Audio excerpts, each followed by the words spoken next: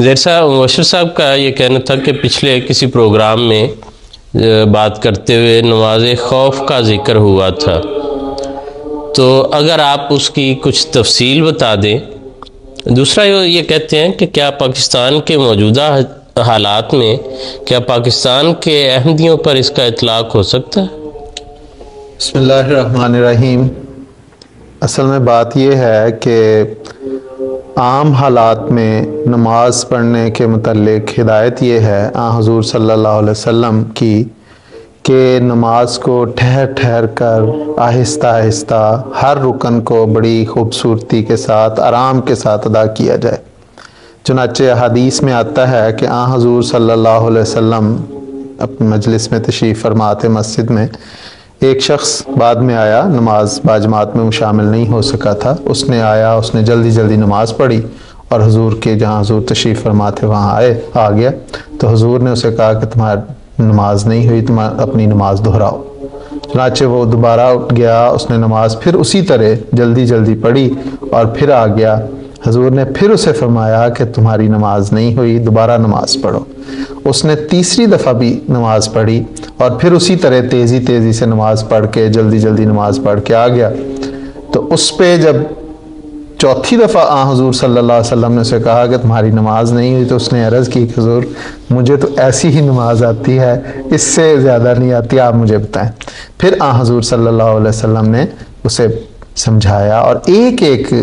جزو کے متعلق بڑی تفصیل کے ساتھ اسے سمجھایا کہ اس طرح تم نے نماز شروع کرنی ہے، اس طرح تم نے تلاوت کرنی ہے، اس طرح رکوع کرنا ہے، اس میں اس طرح تسبیحات کرنی ہے، اور ہر چیز بڑی خوبصورتی کے ساتھ وہ نماز سمجھائی۔ تو یہ عام حالات میں یہ طریق ہے نماز پڑھنے کا۔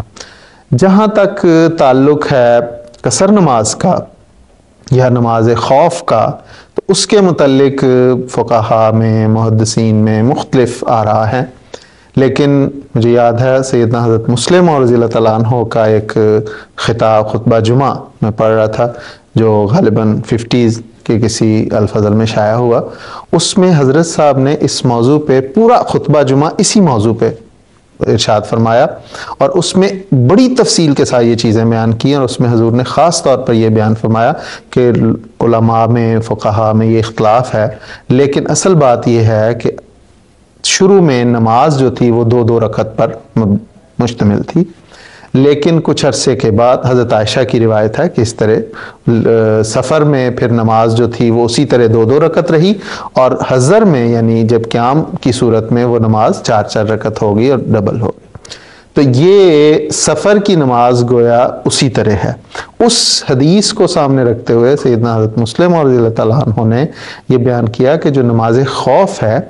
دراصل وہ اس سے مطلب یہ نہیں ہے کہ قصر کرنا، کیونکہ سفر میں تو پہلے ہی 2 رکعت نماز ہے، خوف سے مراد ہے کہ نماز کو چھوٹا کرنا، اختصار سے پڑھنا، اور اس کی مختلف صورتیں ہو سکتی ہیں، اور اس میں بڑی تفصیل کے ساتھ حضرت صاحب نے ایک ایک مثال بیان کی، اور اس میں حضور نے فرمایا کہ مثال کے طور پہ اگر دشمن کے ساتھ آمنے سامنے مقابلہ ہو رہا ہے تو اس کے متعلق قرآن کریم نے یہ بیان کیا ہے کہ پھر اس کی یہ ہے کہ وہ بعض اوقات 1 رکعت ہی پڑھ لی جائے تو نماز ہو جائے گی، اور جو حضور صلی اللہ علیہ وسلم کو طریق سمجھایا نماز خوف کا قرآن کریم میں کہ 1 رکعت وہ تمہارے ساتھ ادا کریں، یعنی حضور صلی اللہ علیہ وسلم امامت کروائیں اور اس میں 1 رکعت آدھا گروپ جو ہے، آدھا لشکر جو ہے حضور کے ساتھ نماز کی 1 رکعت ادا کرے اور آدھا لشکر دشمن کا سامنا کرتا رہے، اور جب وہ پڑھ چکے تو وہ پیچھے چلا جائے اور پہلے آدھے والے لشکر کی جگہ لے لے اور وہ دشمن کا مقابلہ شروع کر دے، اور پہلے والا لشکر کا وہ حصہ حضور صلی اللہ علیہ وسلم کے ساتھ آ کے دوسری رکعت ادا کرے، اور دونوں حصے جو ہیں وہ باقی رکعت جو ہے اپنی اپنی جگہ پر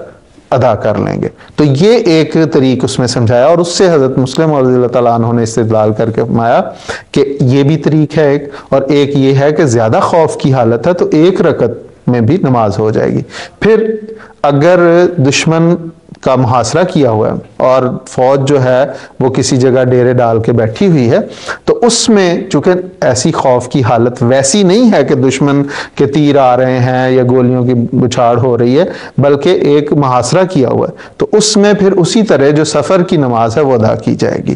اور ایک تیسری مثال حضرت صاحب نے یہ دی کہ مثال کے طور پہ ایک شخص کوئی اطلاع لے کے سرپٹ دوڑا جا رہا ہے اور اس نے یا تو اطلاع پہنچانی ہے یا دشمن کے علاقے سے وہ کوئی خبر لے کے آ رہا ہے، تو اگر وہ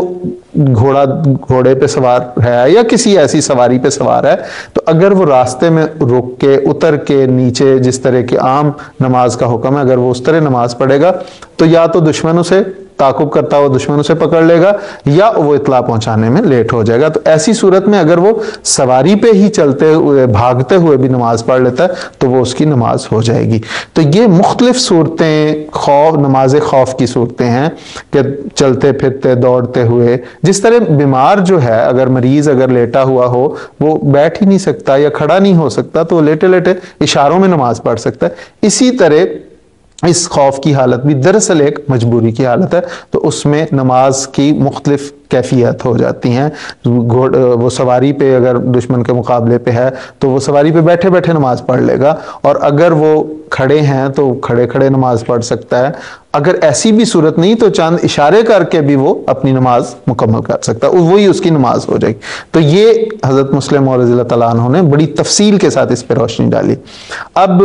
یہ سامنے رکھتے ہوئے جس طرح اس سوال کا دوسرا حصہ تھا کہ پاکستان کے جو احمدی ہیں وہ اپنی کیفیت دیکھ کے خود اندازہ لگا سکتے ہیں کہ مثال کے طور پہ جس طرح وہاں کے حالات ہیں،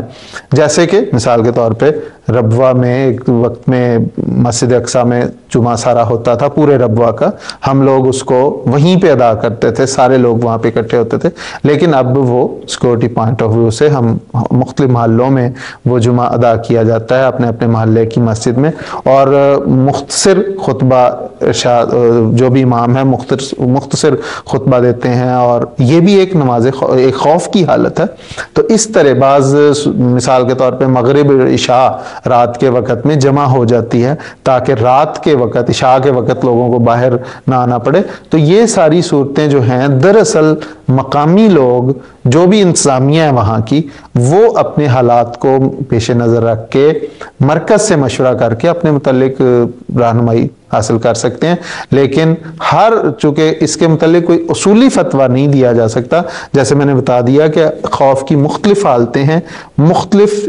انسان کے ساتھ مختلف حالتیں اس کو پیش ہیں، تو اس کے مطابق اس کو اپنے حالات کو سامنے رکھ کے اس کے مطابق عمل کرنا چاہیے۔ جی ٹھیک ہے، بالکل۔ اور بشیر صاحب جیسے کہ آپ نے سن لیا کہ مکرم زیر صاحب نے یہ جواب آپ کو دیا ہے کہ اس کے متعلق کوئی کھلا جو فتویٰ ہے عام حالات پر اطلاق پانے والا وہ نہیں دیا جا سکتا۔ مختلف شہروں میں مختلف جگہوں پر مختلف حالات ہیں، خوف کے ہیں، لیکن ایک جیسے وہ بھی برابر نہیں ہے سب جگہوں پر۔ بعض جگہ اللہ تعالیٰ کے فضل سے ایسے جو ہے ہمیں سہولتیں میسر ہیں کہ یہ ہماری مکمل سیکورٹی وغیرہ کا انتظام ہوتا ہے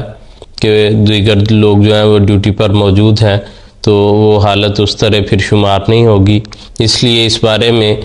اپنی مقامی جو بھی حالات ہیں وہ لکھ کر الگ سے وضاحت طلب کر کے اس کے متعلق آپ رہنمائی لے سکتے ہیں۔ کوئی کھلے جو ہے حالات کے مطابق فتویٰ جو ہے وہ نہیں دیا جا سکتا۔